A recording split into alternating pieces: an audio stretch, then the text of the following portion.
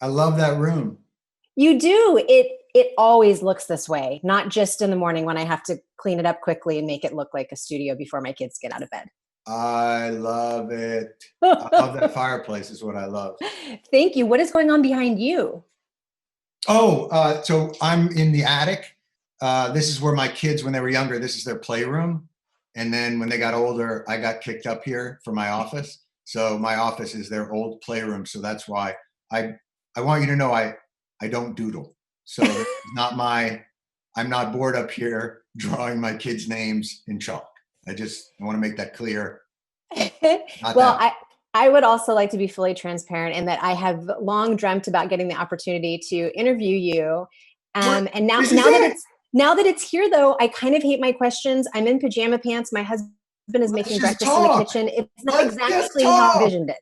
Can I tell you something? Pajama Okay. pants is so much better than I'm in a kilt. I am wearing a kilt. Are you wearing the kilt correctly? And I think you know what that means. No, it's literally just wrapped around my feet to keep them warm. Okay, good to know. Um, Exactly. I have to admit to you, I would vote for Chris Cooper Oh, for God, yeah. whatever. Why wouldn't you? Right. Yeah. No, it's, part of what I kind of had to do to try and make this thing work is you kind of have to design a story that people can believe that they're watching a different movie than they're watching. Right. So it's sort of designed to play on those cultural fault lines to bring you in, hopefully, so that at the end, when we can step back and kind of take maybe more of a macro view of everything, it can have some hopefully impact. I read that you wrote Gary with Steve in mind. Is that a compliment or a condemnation? An absolute compliment because the key to Gary is while you may find him odious, you have to be able to spend 90 minutes with him. And Steve Carell is the only person I know that is so lovable that it really, you can kind of find those moments of comfort and love and joy in him, even when he's doing things that you may find a bit odious. Right. And he's one of the only people, and I wrote it for him, with him in mind, and he was the first person I sent it to when I was done, before we ever sent it to a studio or anything else. The strange thing is, in real life, he's a terrible person, drunk All the time. It's not so much the alcohol that's surprising, it's the violence. I have to ask you, how do you consume news these days? And how do you balance that with still being able to find joy and humor in your life?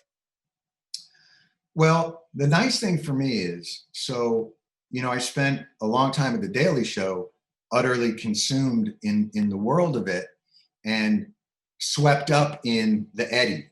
The part of what I think the film is trying to address is this sort of political industrial complex that has its own centrifugal force and gravitational pull, that the churn is never ending, and it drags you into it, and we can never get far enough outside of it to look systemically at what's corrupting the system, which is unfortunately that powerful eddy. So I spent 17 years looking at the world through this. And then when I took it down, I went, oh, look, a chalkboard. Oh, what else is around here? Children, a bunny. Leaving that world, vastly improved my ability I had lost perspective, which I think is really easy to do when you're a cog in that machine. Doesn't mean that I find consuming news much more pleasant now, but I'm able to kind of separate it in a way that's maybe a little healthier. Well, I'm glad you not taking as many news baths as I used to. We should, maybe just sponge baths at this point would be healthier for all of us. That because I'm elderly now? Is that?